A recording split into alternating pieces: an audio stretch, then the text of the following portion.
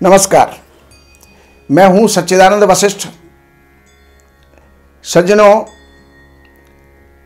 हर प्राणी और उन प्राणियों के अंदर, और तो प्राणी खैर अपना भविष्य क्या जाने, लेकिन एक मनुष्य ही ऐसा होता है जो भविष्य की जानकारी चाहता है।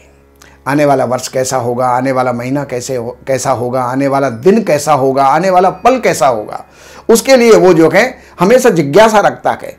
तो मैं आज मकर राशि को पहले मैं बता चुका हूं, आज कुंभ राशि को मैं बताने जा रहा हूं। और कुंभ राशि वालों के लिए अब जो है ये वर्ष, पहली बात तो ये है कि 7.5 लगी हुई है, लेकिन ये 7.5 1.5 वर्ष अभी बाकी है। तो उस 1.5 वर्ष में जो पहला चरण है, 1.5 वर्ष उसका बाकी है, उसमें तो ये अपना खर्चों से कंट्रोल रखें। लेकिन उसके पश्चात आगे ये 7.5 का जो फल है, आगे आने वाले और जो 2.5 साल होंगे, उन 2.5 साल के अंदर अच्छा फल देने वाला होगा। उसके बाद के जो आखिरी चरण के अंदर इनको कुछ नुकसान हो सकता है, लेकिन अभी ये 7.5 इनके लिए कोई विशेष नुकसानदायी नहीं होगी। अब ये शनि यहाँ से बैठकर के 12वें घर के अंदर बैठा हुआ है, और 12वें घर का जो शनि होता है वो अपने से तीसरे स्थान को देखता है, और तीसरा स्थान है कुटुंब का, धन का, कोष का, खजाने का। तो उस स्थान के ऊपर ये देख करके और वहां पर उसके अंदर ये कमी पैदा करता है।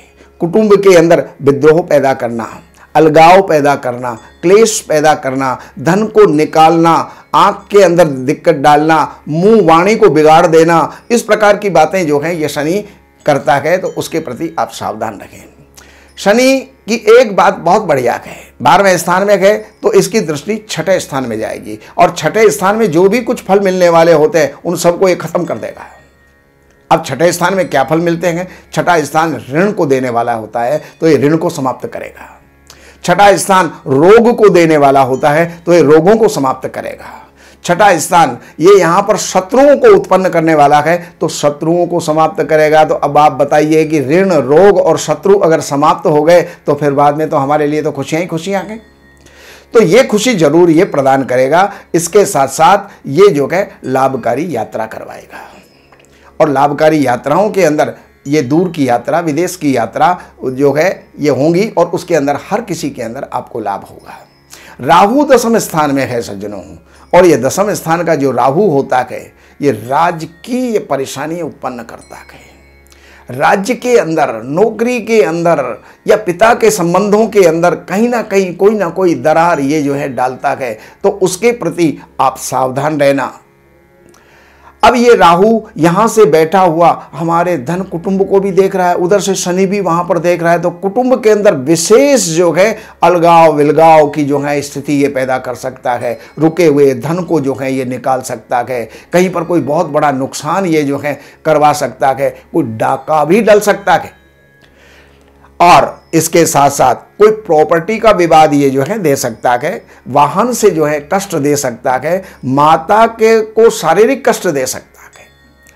इसके अलावा फिर ये भी काम क्या करेगा, जो शनि कर रहा है वो ये भी करेगा, अर्थात ऋण को भी खत्म करेगा, रोग को भी खत्म करेगा, शत्रुओं को भी खत्म करेगा। तो ये तो निश्चित है सज्जनों कि इस वर्ष अगर पुराना कोई केस आपका चला हुआ आ रहा है, अदालती मामला अगर कोई आपका चला हुआ आ रहा है, तो इस वर्ष आप निश्चित और निश्चित तौर पर आप विजयी होंगे, उसका आप लाभ लें।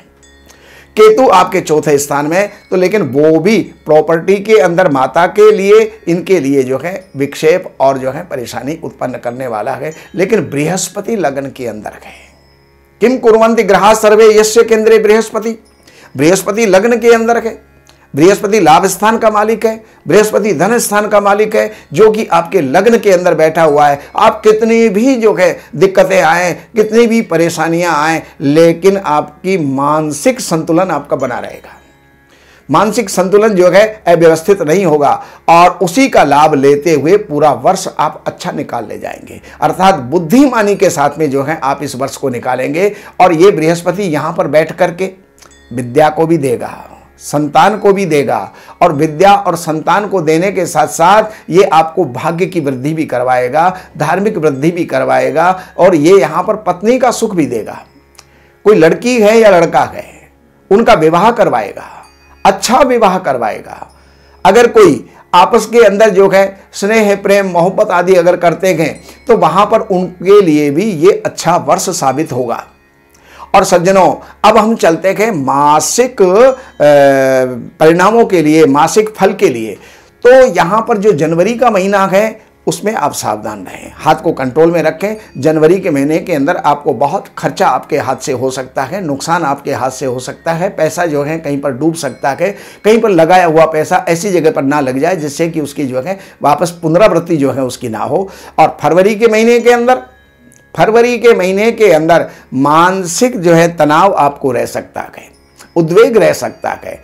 लेकिन मार्च के अंदर धन की वृद्धि होगी, कुटुंब के अंदर अच्छा माहौल बनेगा, पहले के विवाद सुलझ जाएंगे। अप्रैल के अंदर मित्रताएं होंगी, मित्रों से लाभ होगा, अपने पराक्रम के, अपने बलबूते पर आप कोई अच्छा लाभ जो है उस समय पर प्राप्त कर पाएंगे।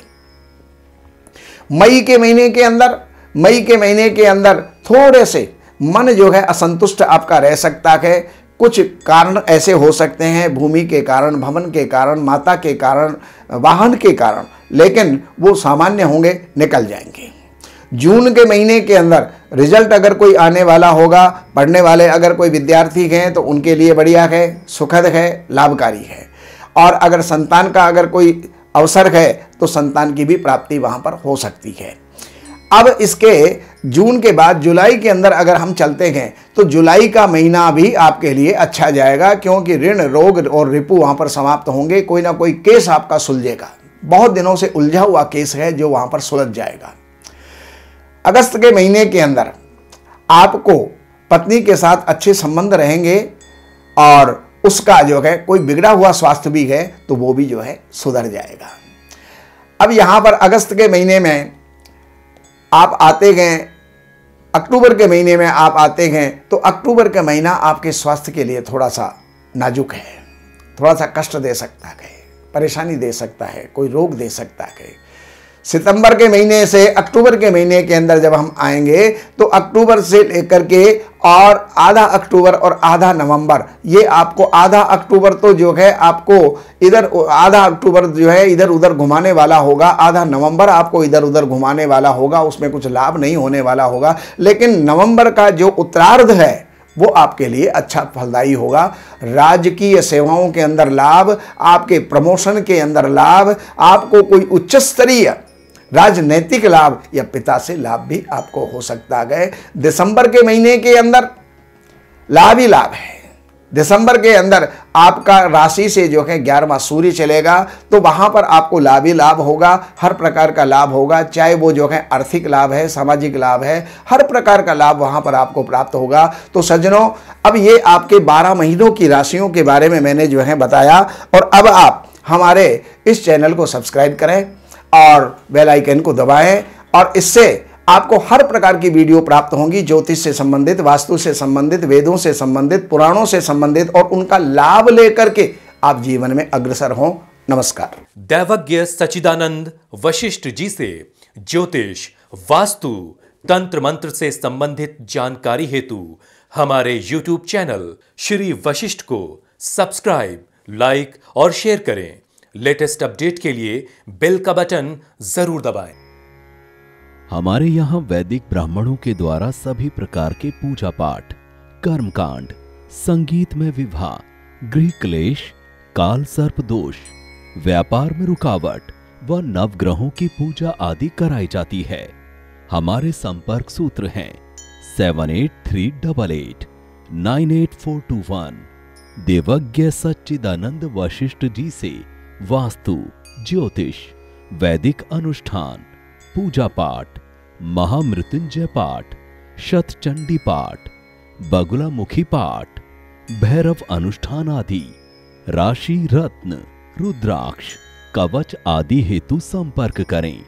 हमारे संपर्क सूत्र हैं 7838 98421। हमारी वेबसाइट है www.shrivashishth.com।